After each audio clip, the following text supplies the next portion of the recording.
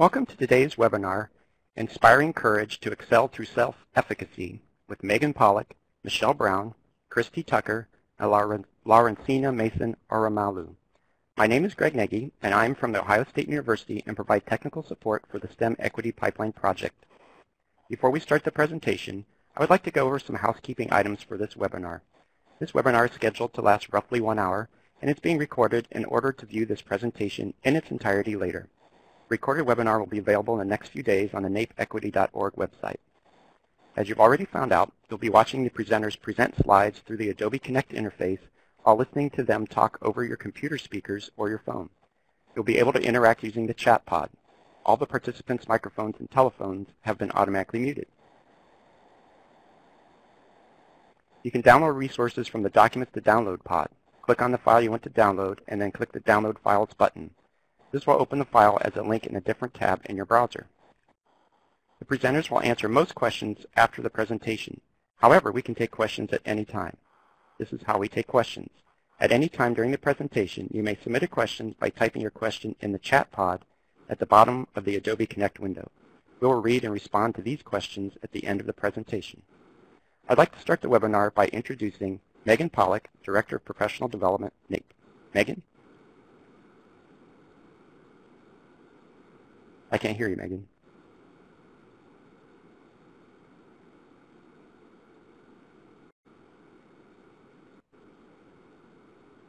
Hello, good afternoon. We're excited to be with you here this afternoon to talk to you about the one of the newest pieces of our curriculum, Inspiring Courage to Excel Through Self-Efficacy. This is one of our brand new toolkits that's just released a couple of weeks ago that you can check out on our website. And we're excited to introduce it to you because it really builds on the curriculum that we've been teaching for the last handful of years.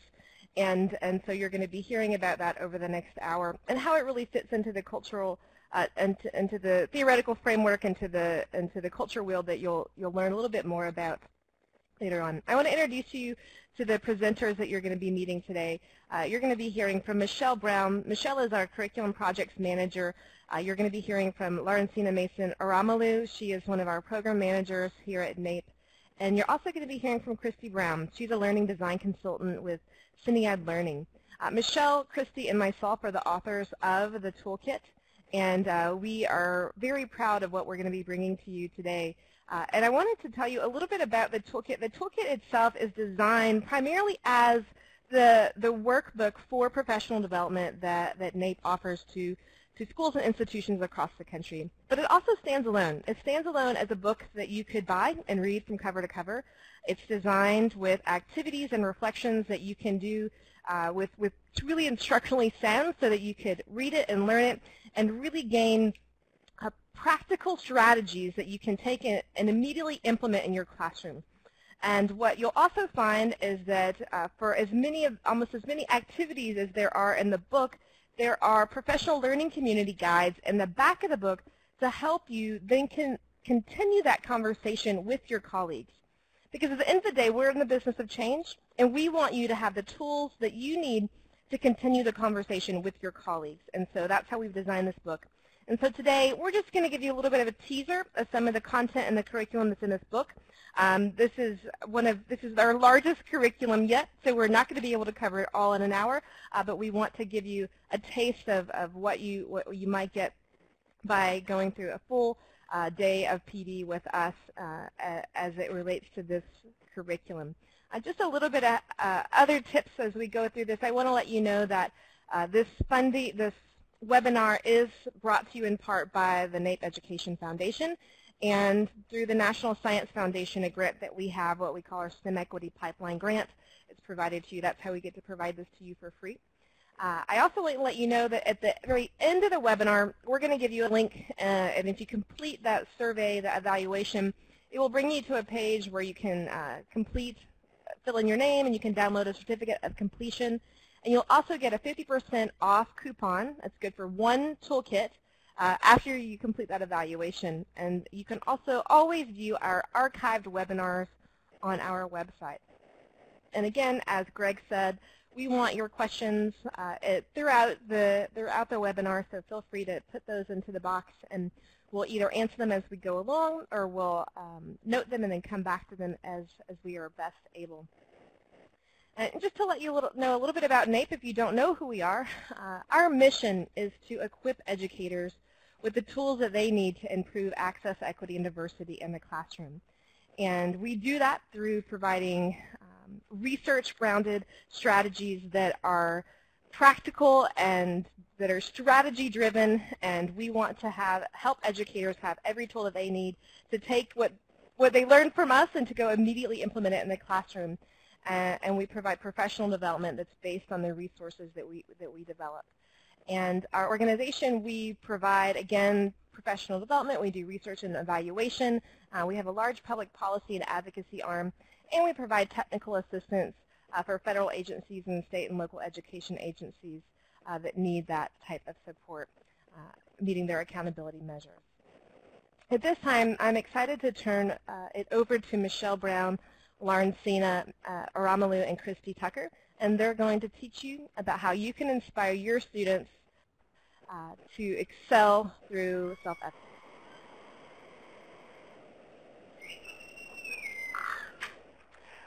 Good afternoon, everyone. I am Laurencina Aramalu, and we're really glad to have all of you all here today to participate in this webinar. Just a few things that we're going to cover today. As Meg and Dr. Pollack already said, this is just kind of a teaser. So it's just an introduction to a very thorough toolkit that we have that addresses self-efficacy. So we just want to kind of give you an overview of what you can expect if you purchase the toolkit, and also the PD that goes along with it. So we're going to talk about the definition. What exactly is self-efficacy? We'll have a few activities. And then most importantly, we're going to provide you with a few strategies that you can apply, because I believe that's one of the most important things when you think about professional development. What do I do when I go back to my classroom? How can I implement some of the information that was shared? So we're going to make sure that you have some strategies to take away with you after today. And then we're also going to have some opportunities for reflection. Even though this is just an hour, we're going to make sure that there's time for you to reflect on some of the concepts that we're going to be covering.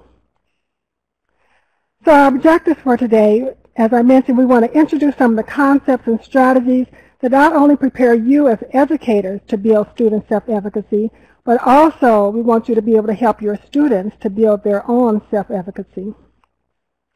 Before we get started and share information with you, we want to provide an opportunity for you all to share with us, what exactly do you think this term means? What is self-efficacy? So if you could just take a minute or so and type in the chat box, what is self-efficacy?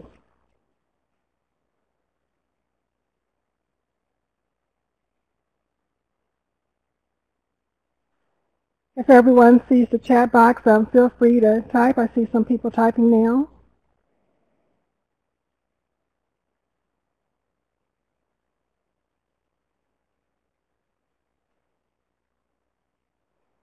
We kind of want to get a starting point for where people are.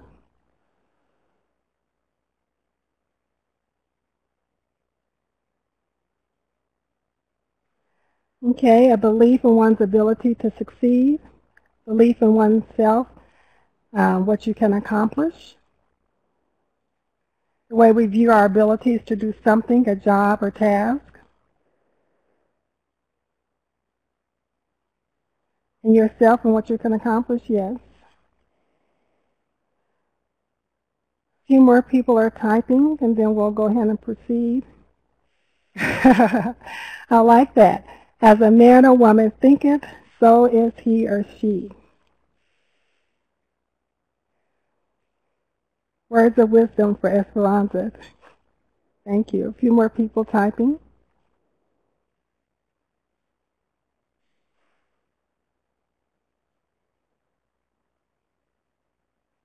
We're going to take maybe about 30 more seconds before we move on.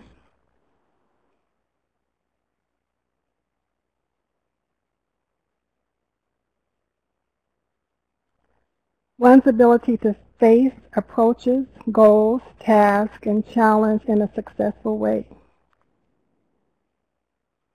These are excellent.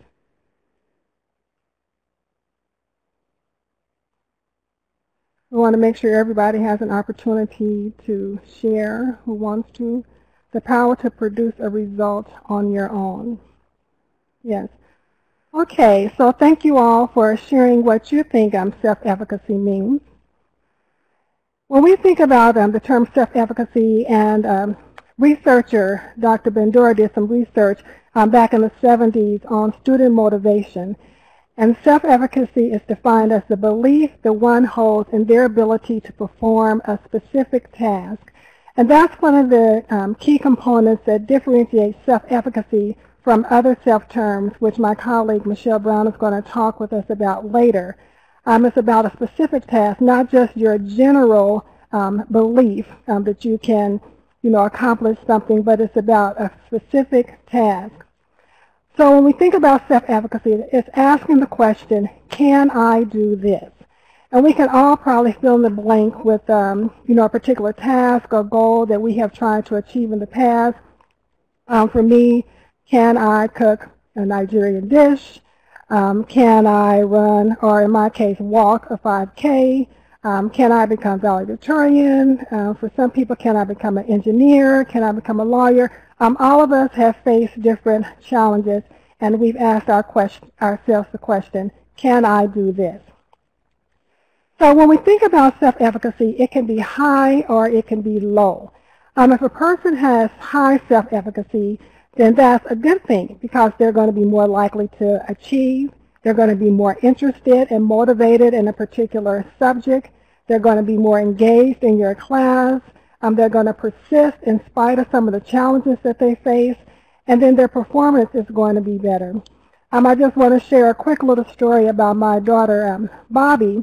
At the beginning of the year, she was taking a pre-AP math course, and after the first day, she came home. She said, Mom, I hate math. I don't like my teacher. This is too difficult for me.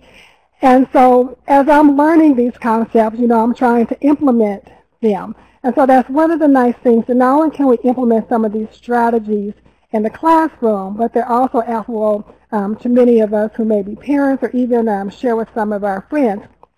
So I'm trying to build up her self-efficacy and, help her understand that, you can increase your self-efficacy and perform well in math. And so let's fast forward now to the end of the year. My daughter, who wanted to drop out of pre-AP, who says she hated math, now whenever there's a test, she's like, Mom, I'm going to rock this test. Or when it's time to study, she's like, I'm going to study till I drop. So her whole mindset and her self-efficacy and her belief in whether or not she's going to do well in the math course has increased. So I'm really excited about that. So again, an individual with high self-efficacy is more likely to adopt and commit to more challenging goals. So now she's not shying away from pre-AP. She can't wait till she gets to AP courses. The bigger the challenge, the better. She's ready. But what about people who have low self-efficacy? Then they're more likely to doubt themselves. They're going to be afraid of challenges. They're going to avoid challenges. And so that's why, as educators, it's really important that we try to build up our students' self-efficacy, because we don't want that doubt to seep in. We don't want them to be afraid or avoid things. Before I turn things over to my colleague, Michelle, I also want to make the point that you can have high self-efficacy in one area, and then you can have low self-efficacy in another. And I'll just use myself as an example. Throughout my life, I've always had high self-efficacy as it relates to anything academic related. So whether it was, doing well in school, eventually wanting to go on to law school. So I always had the belief that I could accomplish an academic task. But if we look at other areas, for instance, cooking, I've had low self-efficacy in that area, and I've had to work on that to try to build my belief that, yes, Lorcina, you can cook. Some people, they may go through life believing I'm not good at math. For me, I always thought, well, I'm not a good cook. But I've worked on building my self-efficacy, and later we'll talk about some of the sources of self-efficacy that I was able to, pull on in order to build my self-efficacy in the area of cooking. And so now I'm going to turn things over to my colleague, Michelle, who is going to be talking about the different terms as it relates to, that might be similar to self-efficacy, but not the same. Thank you, Laurencina. Yes, I really am excited about self-efficacy because it predicts academic achievement. There's a lot of research, a lot of studies have been done that show that when students have high self-efficacy, they are more likely to succeed and have higher correlation with success in school, which is maybe one of the reasons all of you are here. The important thing is you have to understand what self-efficacy is in order to help foster it. And one of the things we found is that it's often confused with other self-terms. So I know we're all eager to get to strategies and how you can foster self-efficacy with your students, but before we get there, it's really important to take a moment and make sure you are clear on exactly what it means to have self-efficacy. And what is self-efficacy and what is not self-efficacy. So if we look at self-terms, we have self-efficacy, which Laurencina just talked to us about. It's the belief that you can accomplish a specific task or set a specific goal. It answers the question, can I do this? And just from hearing what your definitions of self-efficacy were, I heard the word belief a lot, which is good because self-efficacy definitely ties into your belief to accomplish a specific task. But what's also important to hear in terms of the definition of self-efficacy is it's a specific task or goal. So it's how can I do this specific thing? Self-efficacy is often confused with self-esteem or self-worth, which is more about how you feel about yourself. So self-esteem isn't about accomplishing a specific task, it's about your overall feeling of how good you are at something or how you're feeling. Self-concept is another often confused self-term, which is again more general. It's asking what kind of person am I? What am I like? Am I artistic? Am I a science person? Am I not a science person? It's talking about your overall person and what kind of person you are. And lastly, there's self-regulation, which is focusing in on what do I need to do to accomplish that task, even if it's a specific task.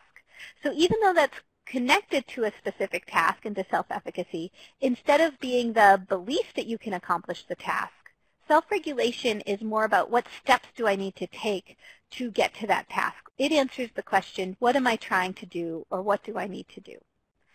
I can't emphasize enough just how important it is to make sure you have a clear understanding of what self-efficacy is before we get into how to use it. Because you're going to find that having that definition understood while you're working with others is really going to help you take the strategies that you'll get today or in the toolkit and use them appropriately. So to make sure that we all have practice in using and understanding what self-efficacy means, I'm going to take a moment here and ask us to participate in a little activity. Is it self-efficacy or not? What I'm going to do in just a moment is present you with 4 different examples, and I want you to try to decide whether they are self-efficacy or another self-term. So for example, if you hear Mabel here in this example saying, although I know where the engine is on a car, I still don't understand how the system works. I'm definitely going to fail some parts of tomorrow's quiz on describing how an engine works. Is she talking about self-efficacy or is she talking about another self-term? Oftentimes when students speak in class or when we think about a student, we may be getting them confused. So in this example, I would ask myself, what question does this answer? And in this case, Mabel's example answers the question, can I do this? So yes, this is an example of self-efficacy. I'd like you all to take a moment here, and you should now see 4 other examples. There's Bob, Alexis, Brandon, and Alonzo. And you'll see at the first sentence on each of these are examples of what the student is saying, and you can choose which self-term it represents. Now, you just learned about all these terms, and I do not expect you to have this mastered. So you'll note that there's a self-terms glossary over to your right that you can scroll down and preview all these self-terms.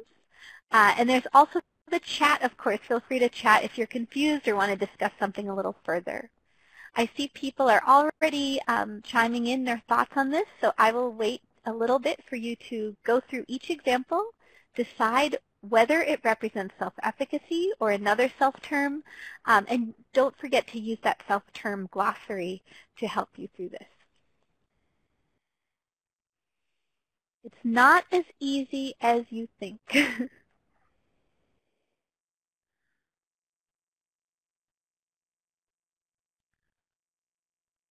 I see people are still adding in their thoughts, so I'll keep waiting just a minute. Thank you for participating.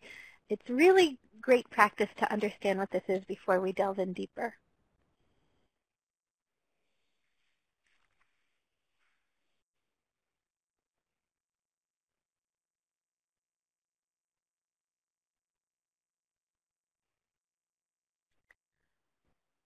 There's some interesting results we'll share in just a moment. I'll give you a few more minutes. There's a lot here.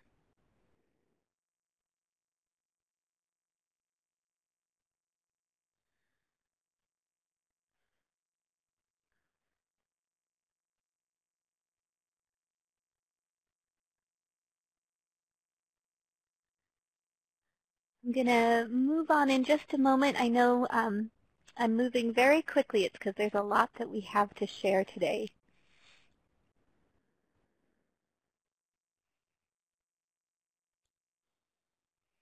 Give us one more minute.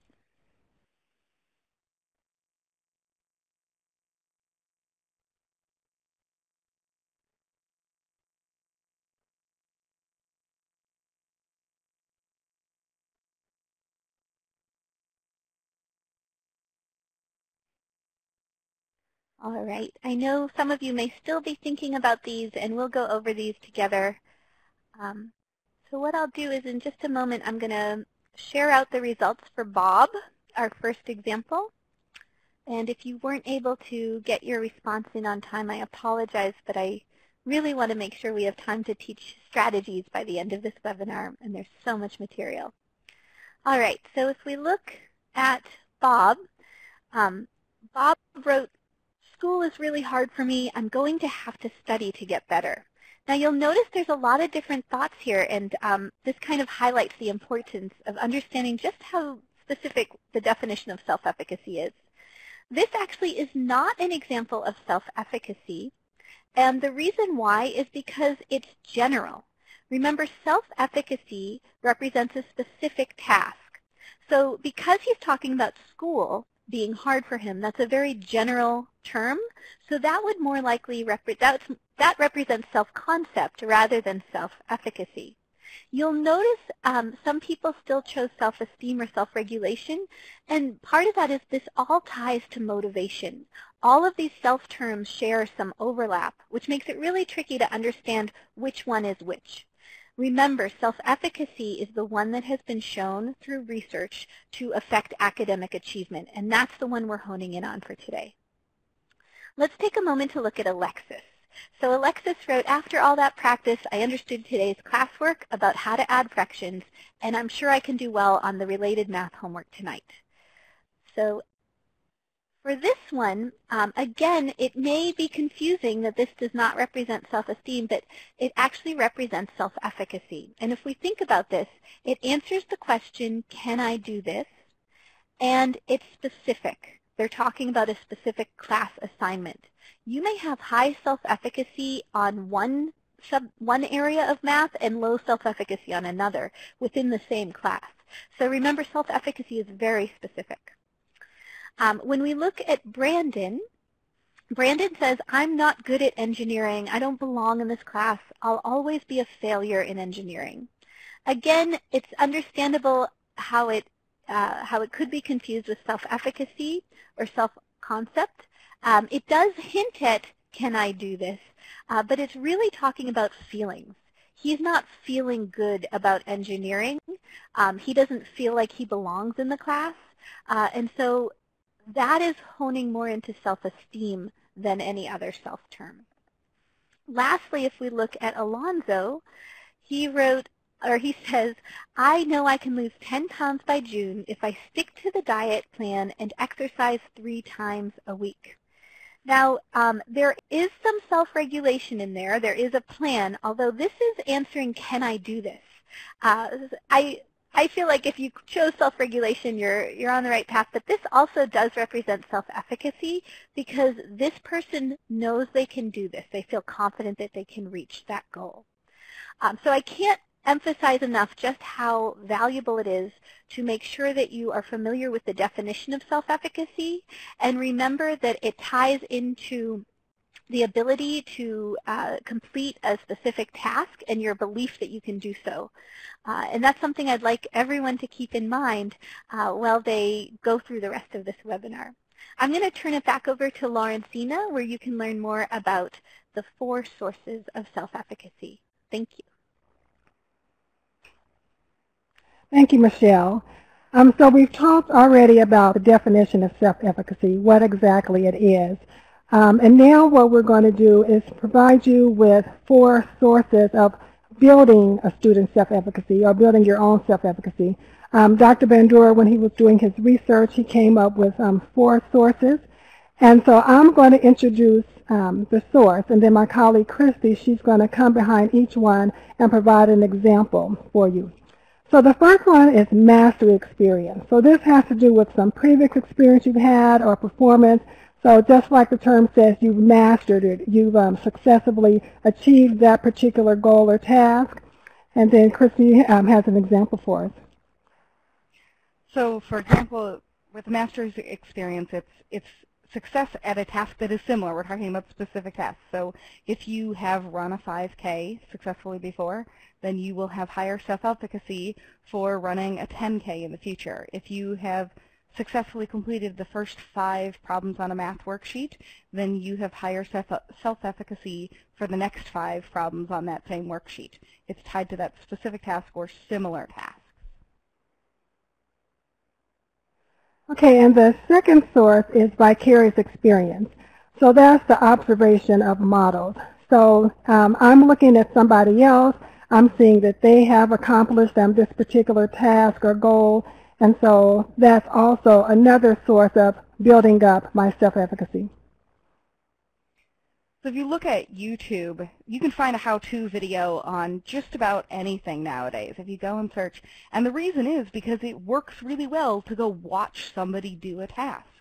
Even you may have heard in the news, there was a story of a woman who built an entire house for herself and her family based on YouTube videos, because once she watched each step, that she was able to perform that task, and she had enough belief in her own ability to build the house based on what she had seen modeled. And the third source is social persuasion. So this is feedback or support that you may get from others. We all know that feedback is very important, especially in the classroom, that we give to our students. And it can be positive, it can build our students up, or it can be negative. But feedback is a very critical source of either building up or decreasing a student's self-efficacy. So a former colleague of mine many years ago had a second grade teacher tell her, oh, that's okay, girls don't have to be good at math. And that feedback for her she had internalized, and it affected really her self-concept as well as her self-efficacy in how she dealt with math all the way up until being an adult. And so I think that social persuasion can build people up or knock them down. And the more we can give positive, constructive, specific feedback to help people through those challenges, then they can increase their self-efficacy. And the fourth and final source of self-efficacy is emotional or physiological cues. So this has to do with some of the reactions that you may get, and you interpret it as a sign of your ability. So whether it's sweaty palms, whether it's butterflies in your stomach, these are some of the cues that are natural that we may get. And those cues, you can have the same cues of the butterflies in your stomach or the sweaty palms or the heart racing. And heart racing, if you imagine that you're about to speak in front of 2,000 people, in a big auditorium, that you can imagine your heart racing. And you can interpret that either as anxiety and nervousness, or you can interpret that in a positive way as that this is excitement, that this is you getting primed to go on stage.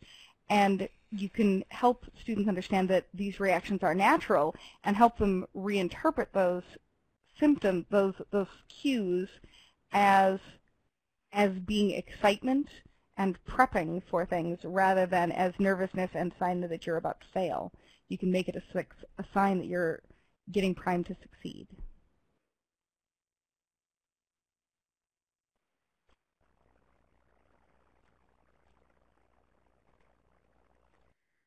So I'm going to take over here and take the idea of these 4 sources and tie it into equity. So like Laurencina and Christy just said, there are 4 sources of self-efficacy that can create either high or low self-efficacy. There's another way that we can affect self-efficacy, and that's by looking at this cycle of inequity. Micro-messages and cultural stereotypes can play a role in how confident students are in completing certain tasks. And this affects every student, but it can be particularly powerful for marginalized students or students from underrepresented groups.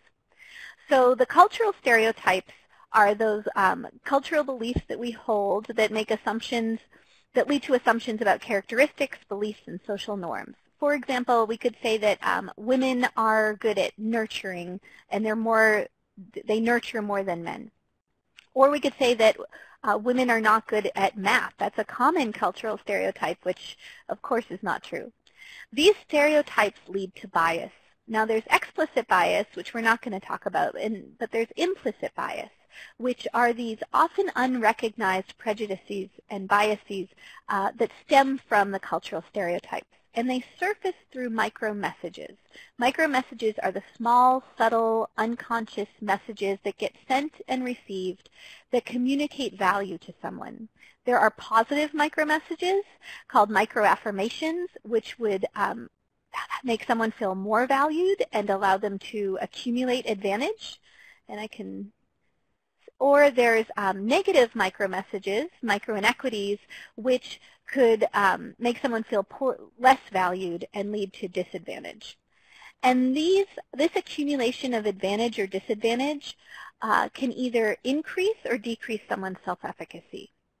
Now, if we go back to that example about feeling like women do better in nursing than males, that is a bias which would come through a micro-message. And maybe an educator or counselor would steer someone more towards a nursing career if it was a female, or more towards a math career if there was a male.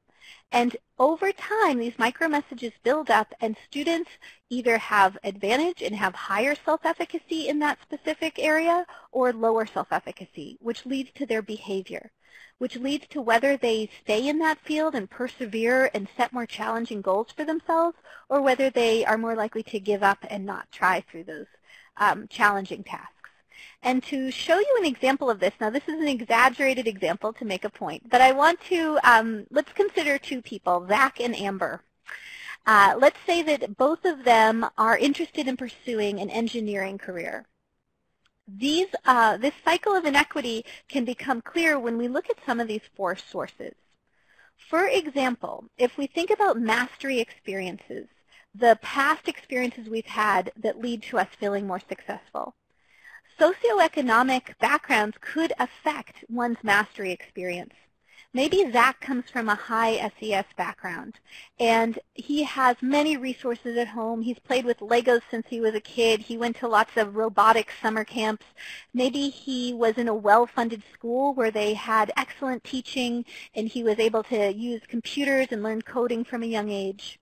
And then maybe we have Amber who does not have as many resources. Maybe she's from a lower SES background. Maybe she does not have those experiences of extracurricular activities that bolster a STEM field. Maybe it has to do with gender norms, and as a child she received dolls and kitchen toys instead of Legos and robotic kits.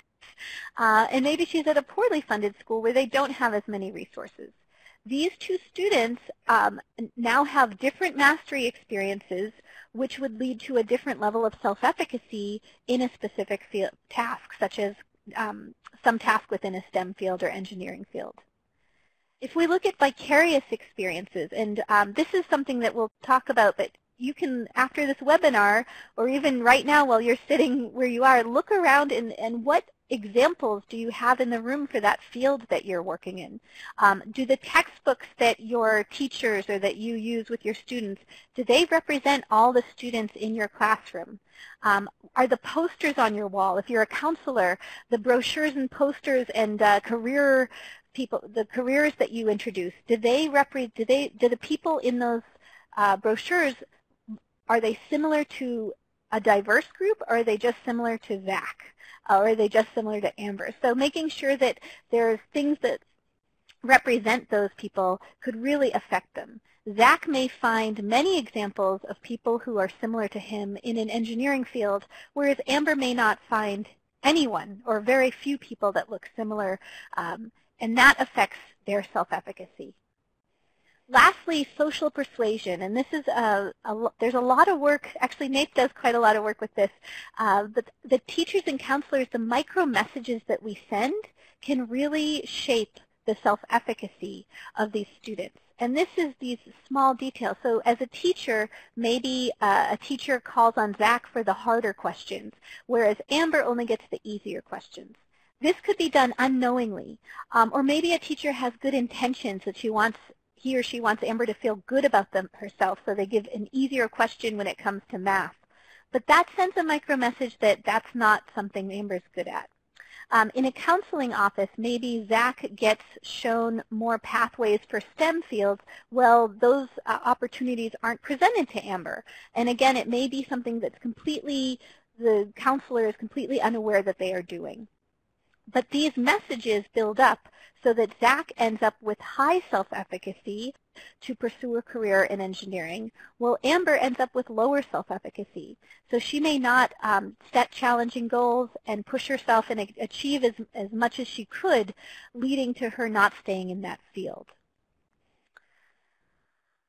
I want to take a moment, and I'd really would like you to use the chat box just so we can all learn from each other here, and take a moment and think about who thrives in your environment. So whether you're looking at a whole department or a specific classroom, who does well in your environment, who struggles? And start to consider the mastery experiences these students may or may not have had. Start to consider the models that are used and the feedback that is provided to these students.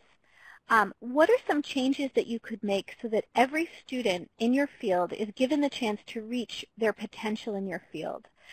So take a moment and if you're willing to share some of the thoughts that you have about ways in which you could really help foster a higher self-efficacy, thinking about these two different types of students who may be in your classroom.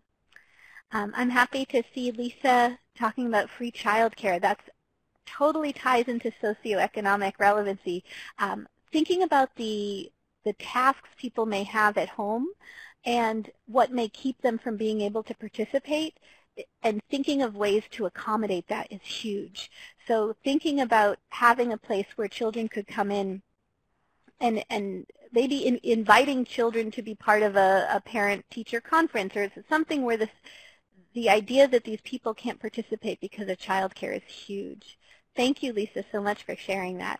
I see we have some other people sharing, which I really appreciate. Learning how to mentor and that's tying really into that feedback, right? So how do you give feedback to someone in a way that helps promote their self-efficacy? And in fact, we'll spend a little bit of time in today's webinar on feedback. There's a wealth of work to do with that, which I can't provide over this webinar, but the toolkit definitely has it. I'm going to take a moment now and turn it over. Good, I got to hear from one more person. Give feedback on every assignment my student hands in, praise them for their good work, and give feedback on their errors. Many students need to hear the feedback. I am so happy to hear about that because that's a really rich way to foster self-efficacy. It's been proven with some really good research. So we'll get into feedback in just a bit. Thank you, and please feel free to continue chatting ideas as we move forward. I'm going to turn it over to Laurencina now to talk about the rising tide. Thank you, Michelle. One of the things that you may often hear when we're doing work around equity and trying to increase opportunities for students who are traditionally maybe underrepresented or marginalized, a lot of NAEP's work is in this area. You may hear people say that, why are you just providing strategies to help that particular group? But NAEP would like to encourage you to remind people that a rising tide lifts all boats. So as we try to become a more competitive, maybe in your particular state, your institution, or as a nation, it's important that all of our students are doing well. And especially as our demographics are changing, it's really important that we implement the strategies and the resources needed to make sure that all of our students are doing well. And as we're implementing these strategies for traditionally underrepresented or marginalized groups, and we're disrupting this cycle of inequity, ultimately it's going to benefit everyone. Today we're only going to cover a few strategies as it relates to increasing self-efficacy, but as we keep mentioning in the toolkit, it's jam-packed of lots of different resources, lots of different tools, and so in there we cover 3 larger strategies. We talk about goals, we talk about modeling, we talk about feedback. But for today, we're only going to hone in on a couple, modeling and feedback. But we encourage you to invest in the toolkit so that you'll get an opportunity to look at all of the different strategies and the resources that are available. And we're having a sale going on now where you can, it'll be more reasonable for you. So the first one that we're going to talk about are characteristics of effective models. So modeling is really a key strategy when we think about vicarious experiences that we talked about earlier in terms of observing people who are accomplishing a particular task or goal that you're interested in. And so what do we need to be looking for in terms of identifying effective models? One is perceived similarity. This is really important. Students need to be able to identify with the person that you're putting in front of them as a potential model. So, and it doesn't necessarily have to be race, gender, or anything that we think about in terms of similarity, although those are really important. But perceived similarity, what do I have in common with this role model so that I too can see myself accomplishing this particular goal or this task? I'm just going to quickly share, and then my colleague Christy is also going to be coming back on later to share some examples. But I think about my son and the years that he's lived and been able to see President Obama in office. And I remember a really powerful picture was when this young boy was in the Oval Office and he touched President Obama's hair and he was like, yep, his hair is just like mine. So that was an obvious similarity.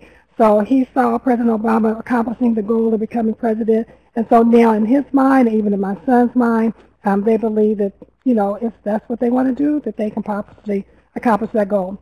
Credibility. Is the role model credible? If I'm a health teacher and I'm talking to students about, the health risk of smoking, and then you see me smoking, then I don't appear very credible. I'm enthusiastic. You want your role models to be enthusiastic about what they're doing, and then that's also going to get your students excited as well. And then competency through effort. When you're identifying a role model, you don't want it to be somebody where they say, oh, well, they're natural at that. But you want them to see that this is a model who they have achieved this goal through effort. They've worked really hard and they've achieved this goal. And then what are some strategies for employing effective models? There are strength in numbers. You want to make sure that you're providing a variety of role models. You want them to be diverse. And then one thing that's really important is peer modeling. It's okay for me as an adult, if I have a classroom of maybe high schoolers or middle schoolers, but peer modeling whether it's a student is also very effective because they're on the same level. And then observing and commenting is also a really important strategy for employing effective models. If I, look in the classroom, I see somebody who's doing something they're supposed to do, they have on their safety goggles, and I say, look, Brian has on his safety goggles, why don't we all do that? My colleague Christy's back to share some other examples with us. So one thing that we've heard from educators in the past is sometimes that it's hard to find diverse models. If you are in an area that is not very racially or economically diverse, that how do you bring people in to demonstrate that diversity so that everybody can see that? And one way, we have the great advantage of having lots of technology available, like Adobe Connect. So you as educators can bring in people on Skype or Facebook Live or YouTube. We talked about for modeling before. You don't necessarily have to have a model physically in your classroom. And so even if you are in an area where there isn't as much diversity economically, racially, ethnically, or whatever, you can find people who meet other dimensions of diversity through that technology. So that's one strategy that a lot of people have said that they know that they'll be able to go back and use because it's free and it's available no matter where you are.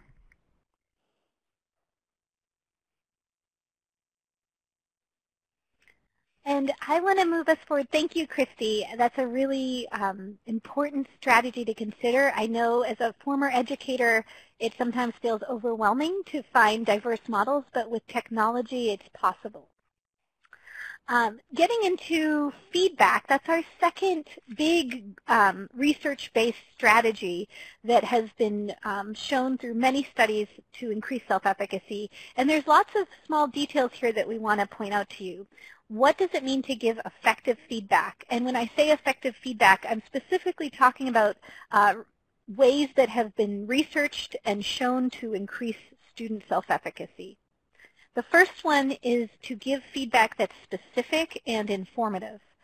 I really wanted to hone in on the difference between self-efficacy and self-esteem earlier because of this piece right here. It is not about saying good job to a student. Of course it's okay to say good job. We want students to have high self-esteem, but we really want students to have high self-efficacy. And one way to do that is to provide them with feedback that highlights the specific things they are doing that are correct, and perhaps the things they're doing that aren't leading to their success.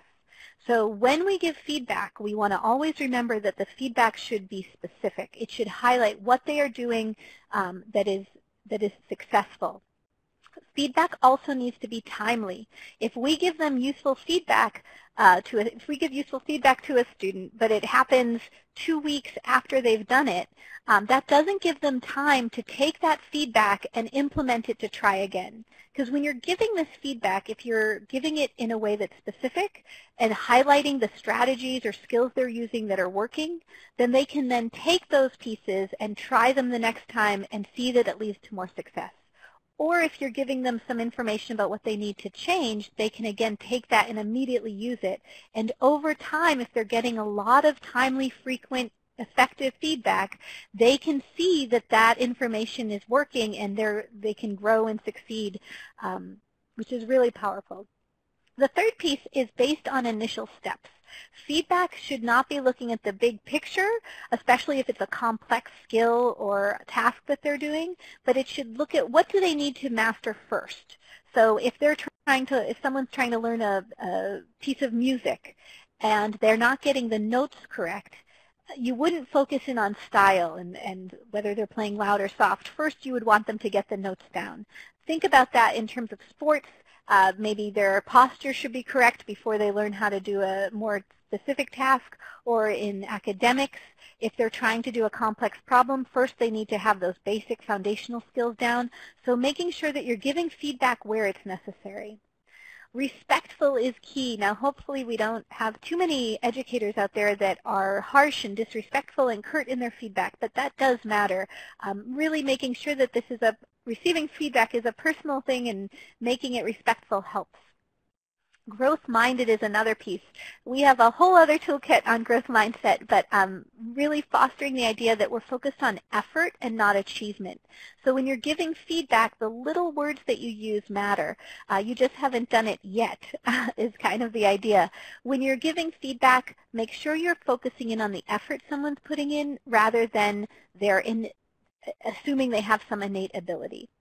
Lastly, prompting, not answering, is a small way that you can really give effective feedback.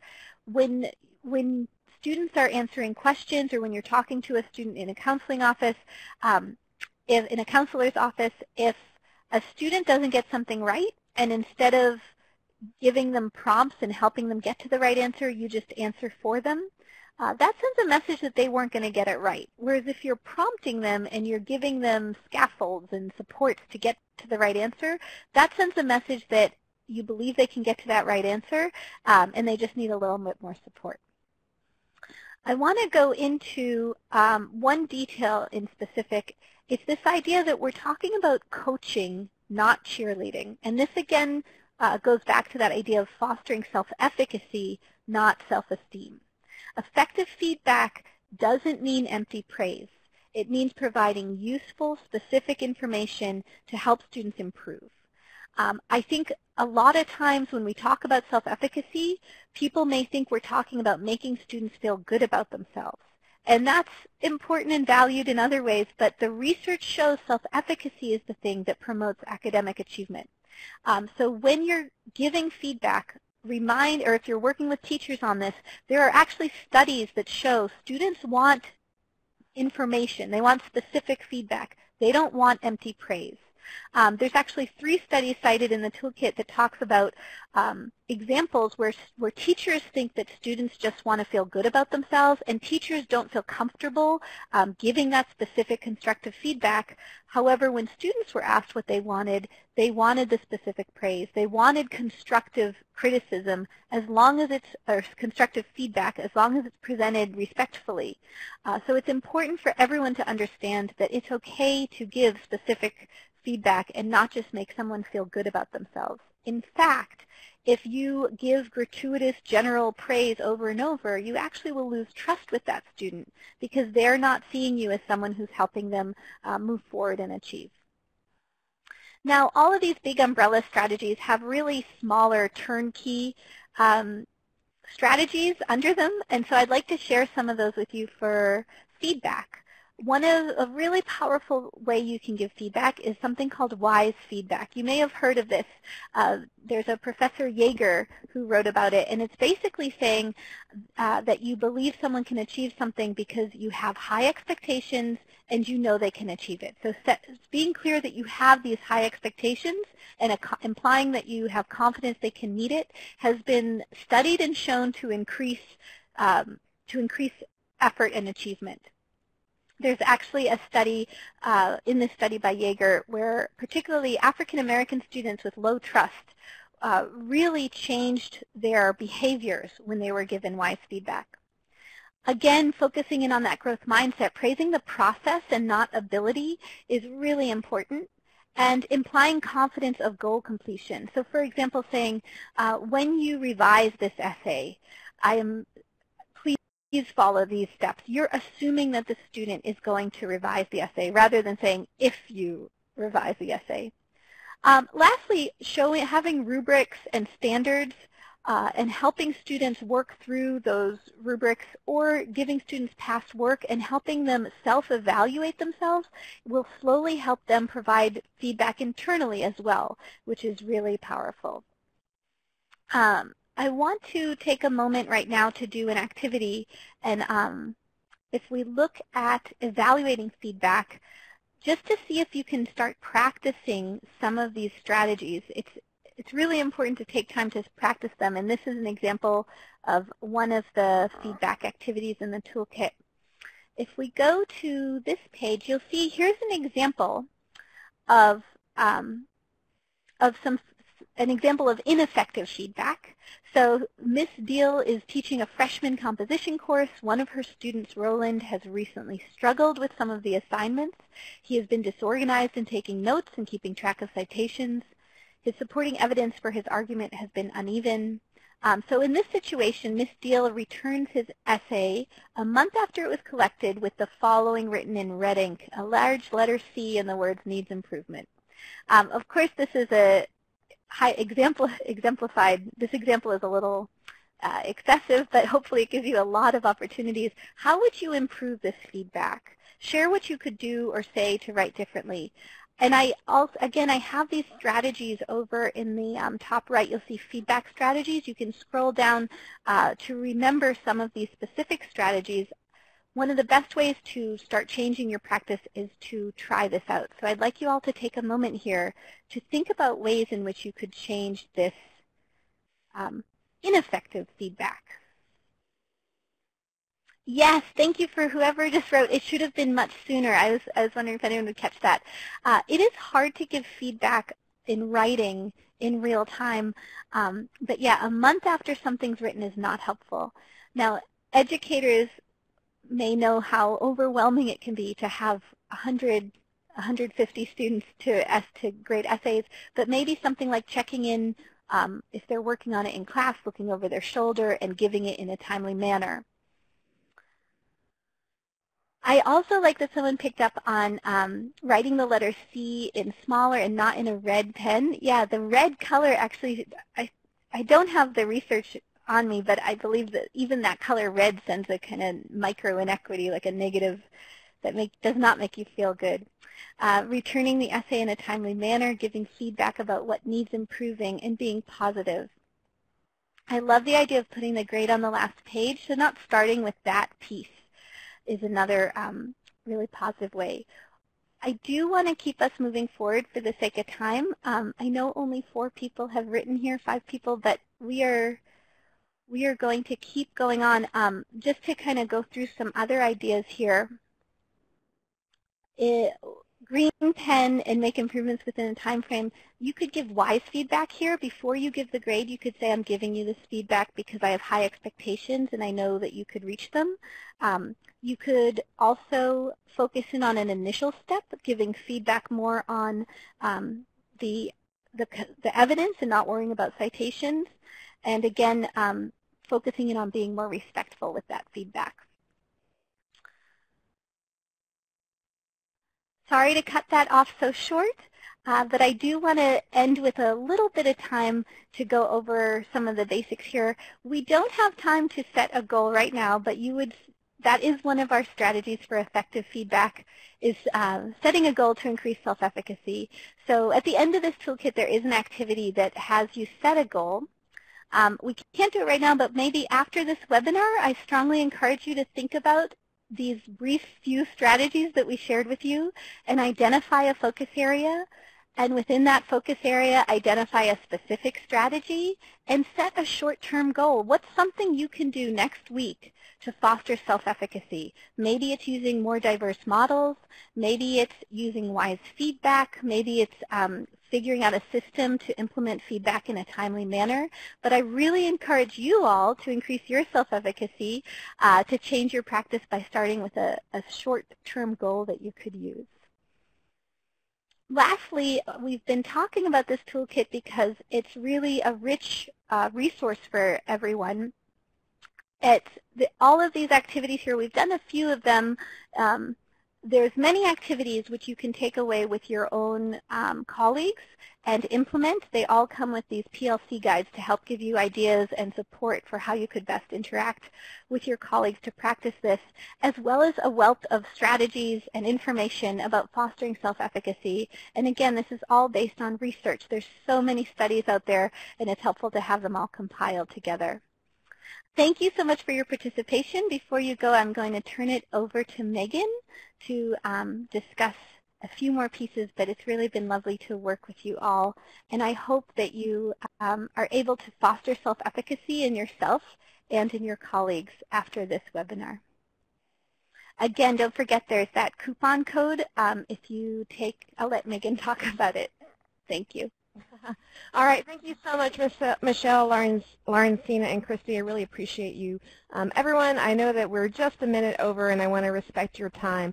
So if you will take a minute to complete the survey, I'm popping it up here, And so if you'll browse to this, it should pop up on your screen now. If you'll complete that survey, then as you complete it, it'll give you a certificate if you need that, if you keep track of those kinds of things. And it'll give you a 50% coupon to use in our online store on this toolkit.